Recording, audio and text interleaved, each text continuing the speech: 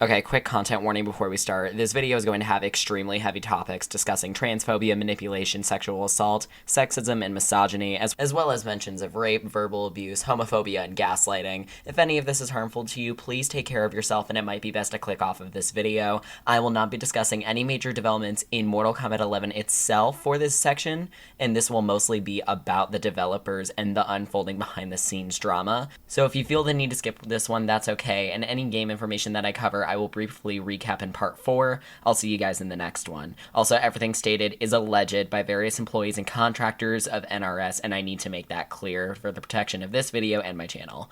Otherwise, let's continue with the video.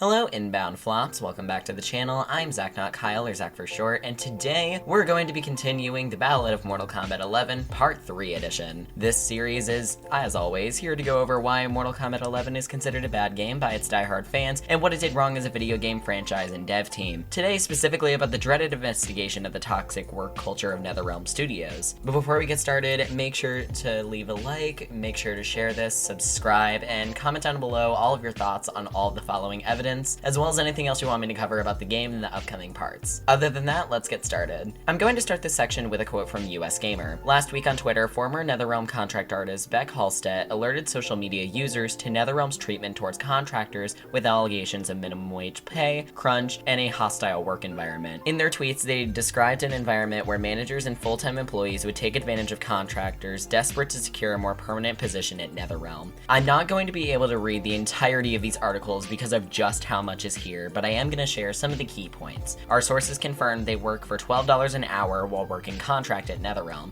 For context, the minimum wage in Chicago is currently $12 an hour, but only after a minimum wage hike that took effect on July 2018. Multiple sources also told USG that Netherrealm would offer $11 per hour wages for the art team. So I don't know if Netherrealm is breaking the law on this because they may have changed their pay after the hike in 2018 in Chicago, but still, this is not okay by any means. Art and models are the majority of this game. Paying that low is pretty shitty considering Netherrealm's prestigious status in the gaming world. Some full-time employees were allegedly part of cliques at Netherrealm, and they would sometimes mock contractors behind their backs. They were called nicknames behind their backs, and they were very inappropriate, especially for women. A lot of the nicknames for women were really perverted and disgusting. Other sources say they've only heard of the nickname secondhand. I really wish this wasn't true. Unfortunately, with everyone that's come out, it seems like it is.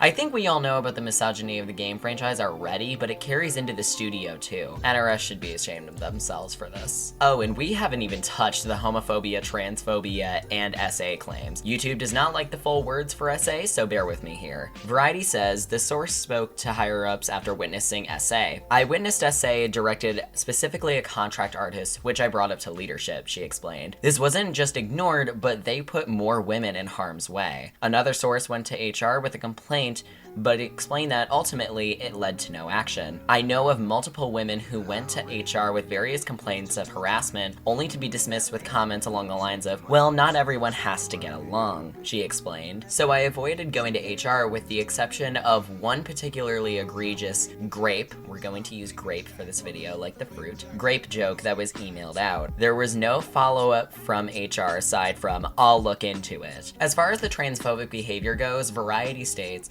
sexist, transphobic, and generally toxic behavior was rampant, likely due to the fact that people were working 80+ hours a week for months on end, and there was no accountability for such behavior, the former female employee told Variety via email. I heard from multiple people that a cabal of male developers had nicknames for all of the women in the office. I will not be saying any of these names, but they are now on screen. All audio listeners, please tune in. A coworker once jokingly called an Injustice Mobile character who did bleeding damage over time of the month Wonder Woman in the presence of 2 leads, and referring to women as bitches was commonplace. There is also mention of coworkers using various slurs towards gay people. Looking into that Variety article, there seems to be specific misogynistic cultures being cultivated in the studio environment. The entire studio has a bro-centric culture where complaints about women in general were a daily occurrence, she explained. Sometimes you just wanted to slap a bitch is a thing I got to read in chat. Calling someone out for bad behavior was met with over-exaggerated pleas not to take it to HR. When I did talk about the culture problems to full-timers, I usually got the line of, at least it's not as bad as Midway, essentially an earlier incarnation of Netherrealm, where they did it's ... usually followed up with something terrible like doing blow off of hookers in the studio. What the fuck? We could not do that during the development of video games. Holy fuck. And quick aside, why do some of the things I unfortunately get to read with my two barely working contact-needing eyes sound like comments from 14-year-olds in Modern Warfare 2 lobbies? Like, ew, get it away, you're adults. As far as hours go, US Gamer said, one of the employees actually detailed a time where they worked a ton of overtime one month. I worked about 220 plus hours during a month last year. Back to back to back weeks of overtime, said one source. Everyone knew it'd come up again for updates and DLC. It was almost endless. Fun fact, when this is calculated up at the $12 minimum wage, this was for $2,640. That is heartbreaking. Knowing that what I could be playing does that much harm to someone is sad to think about. However, these contractors were lucky to be out of there. Jumping back over to Variety, they confirmed another one of these accounts. Other past employees shared their experiences at the studio as well. Isaac Torres, a former QA analyst for Netherrealm, told Variety that he worked 90 to 100 hours per week for a period of 4 months. He explained that the pressure to work overtime came partly from the desire to get a full-time position with the company. What about the full-time employees though? Do they have it any better?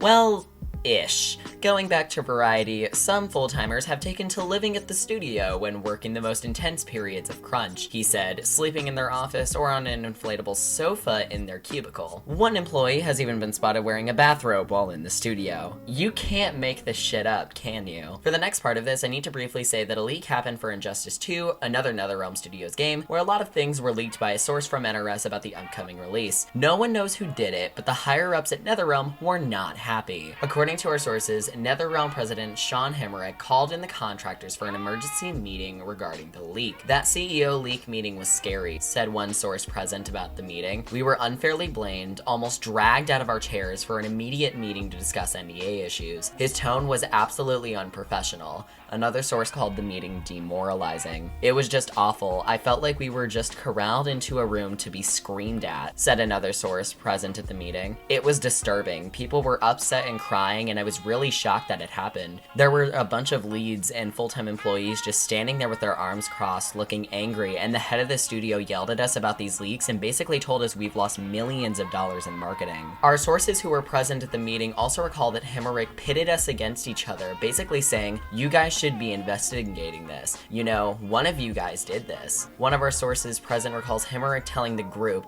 one of your coworkers in this room is literally fucking you right now. Another source over at Variety stated that, and when they went in there, they closed the doors and our senior director, he started shouting at them, telling them, we know the leak came from inside the studio. We're going to investigate. It's somebody here and that person is going to get everybody here in trouble, the source said. And he's threatening to fire the temps contractors if nobody speaks up and rats out the person who leaked because he assumed that everybody there knew who it was and he was threatening to fire them. We knew it's someone here. Whoever leaked this is in this room right now. Give them up or we're gonna fire you all. And so that scared everybody shitless. That pissed people off and caused everybody to have all sorts of emotions. Wow, okay, there's a lot to get into there. To think that this is the way to treat your employees is baffling. Sean Hemmerich does not deserve the position he is in if he thinks this is how you're going to treat your employees. And we know damn well that the other leads are not off the hook since they would allegedly dangle positions over people's heads and lay people off quick. And making people break down over leaks that they didn't even cause is dehumanizing and wrong. The article also does talk about the fact that the Injustice 2 leak didn't actually happen from inside the studio. There is a bit at the end from the ex-contractors, and they said that this treatment is wrong and that people should stand up for themselves rather than take this beating. I'm glad that the contractors want others to be spared of this treatment, and that's great. But we do need to hold Netherrealm Studios and other production companies like Rockstar, Telltale, and others accountable for their actions. Mind you, this was only released and investigated within 2 weeks of Mortal Kombat 11 dropping. There were still unanswered questions involving the DLC and more. So, what happened? Well, all of that is going to be saved for part 4, where we're going to be talking about the massive delay in DLC, the controversies with the characters and the first Kombat pack, and the deconfirming of various characters using Shang Tsung. But all of that is going to be in the next one, so make sure you like, comment, and subscribe for part 4, and make sure you follow me on all of my social media to stay up to date with me, and I will see you in the next one. Bye, sis.